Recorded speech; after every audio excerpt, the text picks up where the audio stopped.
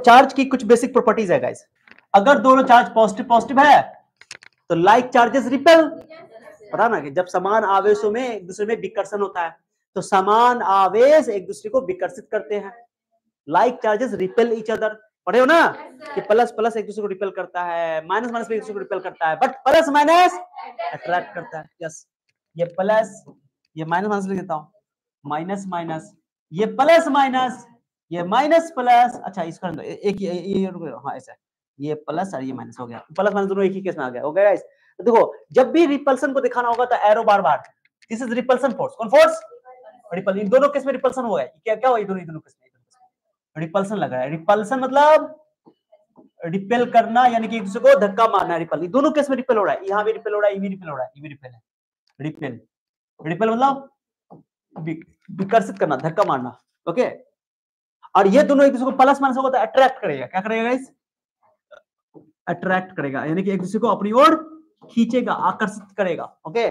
और अगर एक बॉडी पॉजिटिव है एक बॉडी न्यूट्रल है, ऑलवेज रिमेंबर पॉजिटिव चार्ज या negative charge always attract neutral body. जैसे तुम लोग कंघी वाला एग्जांपल सुने हो ना, चार्ज वाला कि सूखा बाल पे कंघी रगड़ लो, कागज छोटा पीस लाओ, तो छोटा कंघी रगड़ने से पहले न्यूट्रल था, रगड़ने के बाद चार्ज हो गया, चार्ज हुआ, लेकिन कागज का टुकड़ा तो न्यूट्रल है, उसको तो रगड़े नहीं, फिर भी वो इसको अट्रैक्ट कर लिया। So always remember charged bodies always attract neutral body, चाहे चार्ज बॉडी नेगेटिव हो चाहे पॉजिटिव हो, वो न्यूट्रल बॉडी को हमेशा अट्रैक्ट करता है, ठीक है। तो देखो अट्रैक्शन कितने केस में आया, बताओ कितने केस में आया, सर पॉजिटिव नेगेटिव में अट्रैक्शन हुआ, प्लस न्यूट्रल में भी अट्रैक्शन हुआ, माइनस और न्यूट्रल में। अब तुम बता, अच्छा दो बॉडी न्यूट्रल न्यूट्रल है तो ग्रेविटेशन के कारण वो अट्रैक्ट करेगा, वो अलग बात है, चार्ज के कारण तो अट्रैक्ट नहीं करेगा, ओके। मैं ये बताना चाहता हूं कोई बॉडी चार्ज है, अगर कोई दो, मैं तुम बोलूं दो बॉडी चार्ज है, ठीक है, मैंने बोला इस दोनों बॉडी में, ध्यान सुना के देखते हैं, दो बॉडी में अट्रैक्शन हो रहा है, क्या हो रहा है, दोनों बॉडी में क्या हो रहा है। अब ये हो सकता है कि दोनों बॉडी चार्ज हो, ध्यान सुना बहुत इंपॉर्टेंट है, या ये हो सकता है कि कोई एक बॉडी चार्ज हो एक बॉडी न्यूट्रल हो, माने सिंपल सा बात है। अरे अगर दो बॉडी आपस में चार्ज के कारण, या हो सकता है दोनों बॉडी न्यूट्रल भी हो, ऐसा हो सकता है ग्रेविटेशन के कारण भी अट्रैक्ट कर सकता है ना, तो दो बॉडी अगर आपस में अट्रैक्शन शो कर रहा है तो इसका मतलब है कि या तो दोनों बॉडी चार्ज होगा, एक पॉजिटिव एक नेगेटिव, माने कि अनलाइक नेचर अलग अलग होगा, या हो सकता है कि एक बॉडी चार्ज हो एक बॉडी चार्ज ना हो, न्यूट्रल हो, तब भी अट्रैक्शन हो सकता है, या ऐसा हो सकता है दोनों बॉडी न्यूट्रल हो जाए, ग्रेविटेशन के कारण भी अट्रैक्शन हो सकता है, ग्रेविटेशन अट्रैक्शन फोर्स है। लेकिन अगर रिपल्सन हो रहा है तो दोनों बॉडी को चार्ज होना ही पड़ेगा, और दोनों पर सेम चार्ज होना ही पड़ेगा, यानी कि कोई बॉडी चार्ज है, इस बात का पता अट्रैक्शन से लगाओगे कि रिपल्सन से लगाओगे, चलिए बताओ, रिपल्सन से। Repulsion is the sure test for charged bodies. अगर बॉडी चार्ज्ड है तो अट्रैक्शन नहीं बताएगा तुमको, कौन जानकारी देगा, रिपल्सन, क्योंकि दो चार्ज बॉडी में ही रिपल्सन हो सकता है, वो भी सेम लाइक चार्ज वाला ना। अगर एक बॉडी चार्ज है अनचार्ज है तो रिपल्सन की बात तो कभी हो ही नहीं, तो ये लिखा, ये बहुत इंपॉर्टेंट बात है, इस पर क्वेश्चन बनता है, अच्छा क्वेश्चन, ठीक है, तो मैंने लिखा दो, repulsion is the sure test for the charge body. अगर दो बॉडी चार्ज है तो गारंटी है कि अगर उसके अंदर रिपल्सन हो रहा है यानी कि चार्ज होबे करेगा, मैंने ऐसे बोल दिया रिपल्सन हो रहा है सर, हमें तुमको एक जानकारी देगा, दो बॉडी उसमें रिपल्सन हो रहा है, समझ जाओ कि चार्ज है। अब मैंने बोल दिया दो बॉडी उसमें अट्रैक्शन हो रहा है तो चार्ज हो भी सकता है, लेकिन मैंने बोला रिपल्सन हो रहा है, हमने एक्सपेरिमेंट करके देखा, तो बोलो कि चार्ज तो हैवे करेगा सर दोनों पे, हाँ ये दोनों पे पॉजिटिव पॉजिटिव होगा या दोनों पे नेगेटिव होगा, यानी कि लाइक चार्जेस, ओके, इंपॉर्टेंट है, बात समझ आया। तो रिपल्सन श्योर टेस्ट है चार्ज बॉडी के लिए कि अट्रैक्शन, रिपल्सन, ये बहुत इंपॉर्टेंट है, इसका अभी एक जबरदस्त क्वेश्चन देंगे, अब मैं चाहूंगा कि तुम लोग खुद सॉल्व करोगे, हम भी सॉल्व करेंगे, ये एक मस्त क्वेश्चन है, ये हम रखे हुए तुम्हारे लिए, क्या ये क्वेश्चन रखे हुए हैं, बहुत बेहतरीन क्वेश्चन है, आते हैं इस टॉपिक को, पहले हम लोग पहले थ्योरी पढ़ लेते हैं, ओके गाइस, हाँ ओके गाइस। तो like charges repel each other, समान आवेश एक दूसरे को विकर्षित करते हैं, या हिंदी में लिखा रहता है सजातीय आवेश एक दूसरे को विकर्षित करते हैं। Unlike charges attract each other, like charges को तुम सिमिलर चार्ज बोल सकते हो, अनलाइक चार्ज को डिसिमिलर चार्ज भी बोल सकते हो। Unlike charges attract each other, असमान आवेश एक दूसरे को आकर्षित करते हैं, एक दूसरे को अपनी ओर खींचते हैं, यानी कि हिंदी में इसको बोलते हैं सजातीय, विजातीय आवेश एक दूसरे को आकर्षित करते हैं। चार्ज इज ट्रांसफरेबल, एक बॉडी से दूसरी बॉडी में चार्ज जा सकता है। ओके, एक बार क्वेश्चन नीट में पूछा हुआ था, चार्ज इज, चार को प्रॉपर्टी लिखा होता है, उसमें चार को सही लिखा होता है, बोले इसमें कौन इनकरेक्ट है, तो इसमें एक चौथा ऑप्शन था चार्ज इन ट्रांसफरेबल, तो वही गलत है, इन ट्रांसफर नहीं, ट्रांसफरेबल है। ट्रांसफरेबल मतलब चार्ज एक दूसरे से दूसरी बार, एक बॉडी से दूसरी बॉडी में जा सकता है। ओके, मैं इसका कलर थोड़ा चेंज करता हूँ, मुझे पसंद नहीं आ रहा है कलर।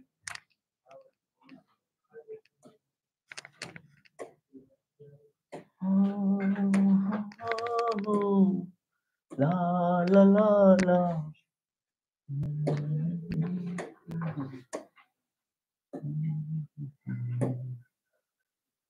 यार क्या हो गया, चार्जेस ट्रांसफरेबल। अब एक चौथी पॉइंट पढ़ो और समझो, चौथा पॉइंट पढ़ो और समझो, खुद से खुद से खुद से खुद से चौथा पॉइंट पढ़ो और समझो, चौथा पॉइंट पढ़ो और समझो।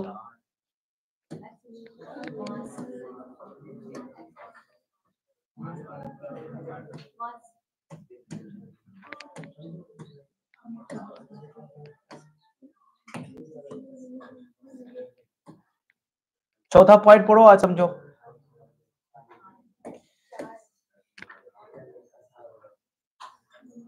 चौथा पॉइंट पढ़ो और समझो, आ जाइए जी। हाँ, charge is always associated with mass, बहुत इंपॉर्टेंट पॉइंट है। जब भी एक बॉडी से दूसरी बॉडी पर चार्ज का ट्रांसफर होगा तो मास भी चेंज हो जाएगा। हाँ? नहीं, अगर चार्ज जा रहा है यानी इलेक्ट्रॉन का ट्रांसफर हो रहा है, इलेक्ट्रॉन जब ट्रांसफर होता है अपने साथ मास तो लेकर जाएगा ही।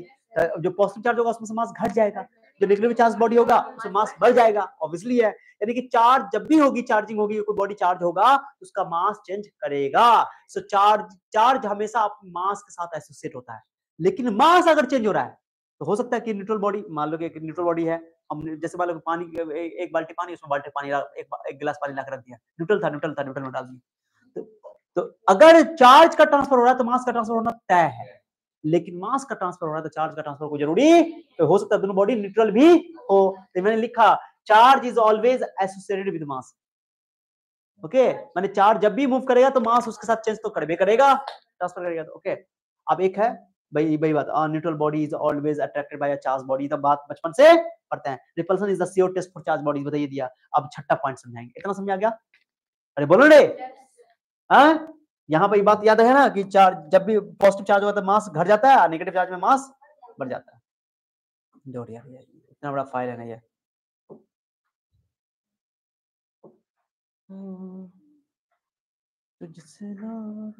चलिए एक और पॉइंट देख ली तो मैं आपको समझाता हूं।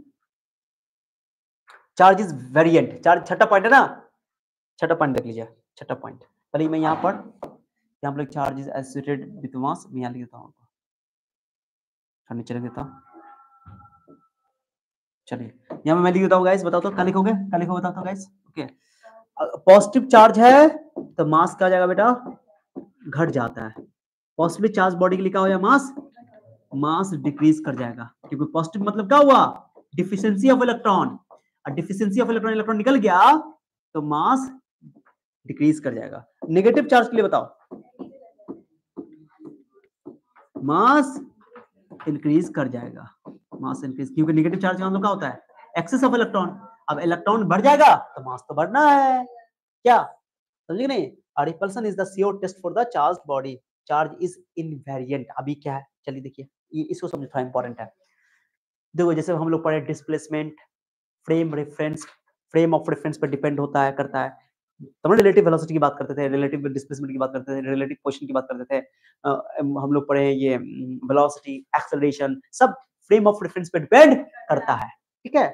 और उसमें फिर हम लोग न्यूटन लॉज ऑफ मोशन पढ़े 11th में, तो फिर वहां पे स्यूडो फोर्स का कांसेप्ट लाए थे फ्रेम ऑफ रेफरेंस के लिए। क्या अलग फ्रेम से, मतलब मान लो हम रुके हुए हैं, दूसरा बॉडी हमको देखेगा तो ग्राउंड रेस्पॉन्ड करेगा रेस्ट में, बट हम मान लो कि गाड़ी में बैठे हुए हैं, वो भी बैठा हुआ गाड़ी में, हमको फिर भी बोलेगा रेस्ट में। अब बाहर आदमी हमको देखेगा तो बोलेगा मोशन में। तो फ्रेम ऑफ रेफरेंस का मतलब यही हुआ। ओके, याद ना, चार्ज फ्रेम ऑफ रेफरेंस पर डिपेंड नहीं करता है, चार्ज मूव करे ना करे, अगर एक बॉडी पर 10 कूलम चार्ज अगर है तो बॉडी चल रहा है तब भी 10 कूलम चार्ज रहेगा, रुका हुआ है तब भी 10 कूलम चार्ज रहेगा, लेकिन उसको फ्रेम ऑफ रेफरेंस से कोई मतलब नहीं है, समझे बात को? यानी कि याद ना, charge is invariant, charge very नहीं करता है विथ मोशन, बॉडी के मोशन के साथ बॉडी का चार्ज चेंज नहीं होता है। चार्ज इनवेरिएंट होता है, वेरी नहीं करता है। ठीक है, चार्ज क्या होता है? अब ये इंपॉर्टेंट क्वेश्चन कब बोलेगा, कब बोलेगा कि एक बॉडी है जो पहले रेस्ट में था, अब वो 10 की स्पीड से चलने लगा। पहले उसके ऊपर 10 कूलम चार्ज था, तो 10 की स्पीड से चलने लगा तो चार्ज कितना हो जाएगा? जा 10 कूलम रहेगा। ऐसा आपका क्या बोलेगा, एक बॉडी है जो चल रही थी, उसमें 10 कूलम चार्ज है, अब उसकी स्पीड दुगुना कर दी गई, स्पीड तो उसकी चार्ज क्या हो जाएगी? तो कोई बोलेगा दुगुना चार्ज है, नहीं, चार्ज इतना ही रहेगा यार। ऐसा बेवकूफ बनाने के लिए क्वेश्चन बनाया जा सकता है, लेकिन याद रखना मास इनवेरिएंट नहीं होता है।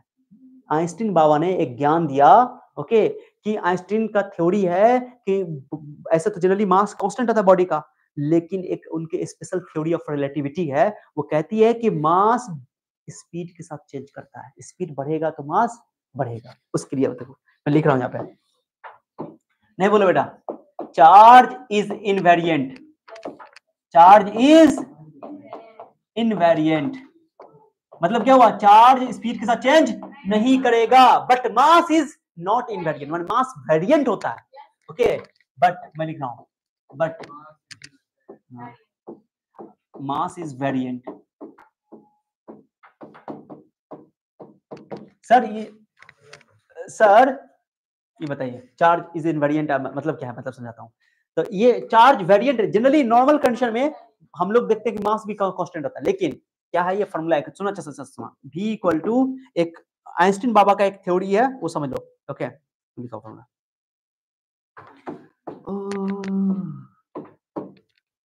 सुनो बेटा बात नहीं करो, m is equal to m naught बट्टा, कभी कभी फॉर्मूला देखे होगे तुम लोग, कहीं ना कहीं तो देखे होगे, 1 minus v square by c square, देखिए ये वाला फॉर्मूला आइंस्टीन बाबा ने ये थ्योरी, हम लोग अब चार्ज का बात तो इतना सा हो ही गया, बट आइंस्टीन बाबा ने कहा कि मास के साथ, मास स्पीड के साथ कैसे चेंज करता है।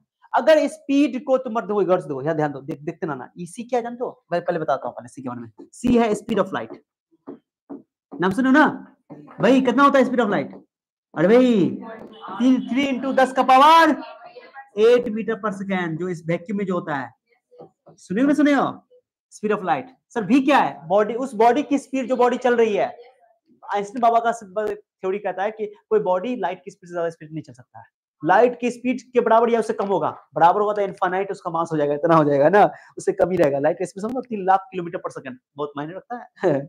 तो कोई बॉडी है, बॉडी की बात हो रही है। सर एम नॉट क्या है? एम नॉट है जब बॉडी रुका हुआ था, बॉडी रुका हुआ था तो उसकी स्पीड 0 हो जाएगी। अरे बोलो ना, अगर बॉडी रेस्ट में है, बॉडी किस में बताओ? बॉडी रेस्ट में, इसकी कोई जरूरत नहीं है, फिर डिटेल कर रहा हूं ऐसा ही। बॉडी इज एट रेस्ट तो स्पीड हो जाएगा 0, तो 0 का खत्म, 0 बटा c 0 हो जाएगा।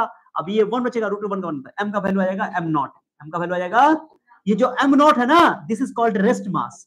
जब बॉडी रेस्ट में है तो उस टाइम का मास है, उसको बोलते हैं रेस्ट मास। क्या बोलते, जल्दी बोलो जल्दी बोलो। तो m नॉट क्या है बताओ? रेस्ट मास है। और m क्या है? m वो मास है जब बॉडी v स्पीड से चलेगा। कोई बॉडी है जो v स्पीड से चल रहा है, ओके, ये v स्पीड से ये मूव कर रहा है,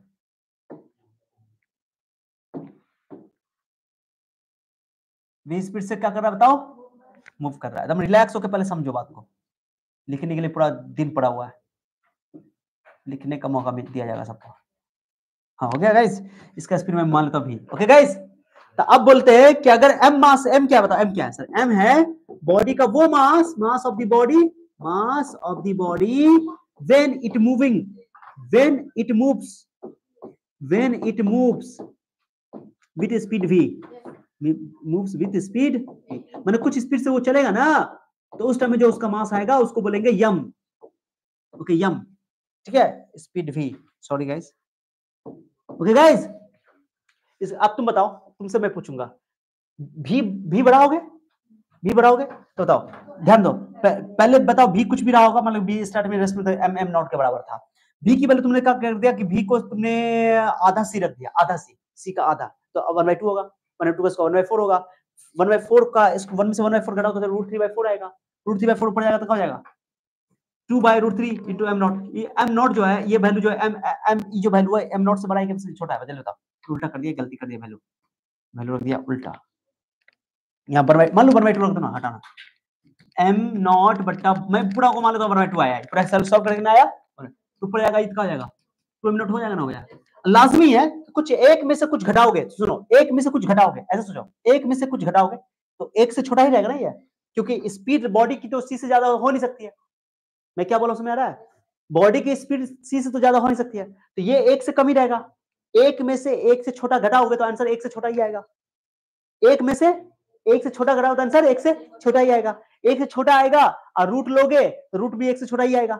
एक से छोटा का रूट एक से छोटा ही आएगा। और उसको पलट, जब भी फ्रैक्शन डिनोमिनेटर छोटा होता है तो वैल्यू, ओवरऑल वैल्यू क्या होता है, बड़ा हो जाता है। एम नॉट यानी एम की वैल्यू डबल हो जाएगी, यानी कि मास तुम्हारा बढ़ जाएगा। यानी स्पीड बढ़ाओगे बॉडी की तो मास भी क्या हो जाएगा, बढ़ जाएगा। ये बहुत कमाल का चीज है ये, समझाया? क्लियर हुआ? तो ये मिस्टर आइंस्टीन साहब कहते हैं कि बॉडी की स्पीड बढ़ाते जाओगे तो मास भी बढ़ता जाएगा, मास भी बढ़ता जाएगा, लेकिन चार्ज चेंज नहीं होगा। यही चीज है। तो ऐसा कोई बच्चा बोले फॉर्मूला लगा दे सर, क्यू बराबर क्यू नॉट, बट ऐसा कोई फॉर्मूला नहीं होता है ना, तो चार्ज इनवेरिएंट होता है। अगर मैं तुमसे पूछूं बताओ चार्ज और मास का अंतर क्या है, चार्ज और मास का अंतर तुम लिख सकते हो, सर मास फंडामेंटल क्वांटिटी है, चार्ज डिराइव्ड क्वांटिटी है। उसका यूनिट में अंतर लिख सकते हो, यूनिट में अंतर होगा कूलम, केजी, है ना। फिर उसके बाद चार्ज इनवेरिएंट होता है, मास, ये सब अंतर लिख सकते हो चार्ज और मास में। नहीं, डायमेंशन में लिख सकते हो दोनों का, हो गया, सिंपल सा बात है। क्लियर हो गया?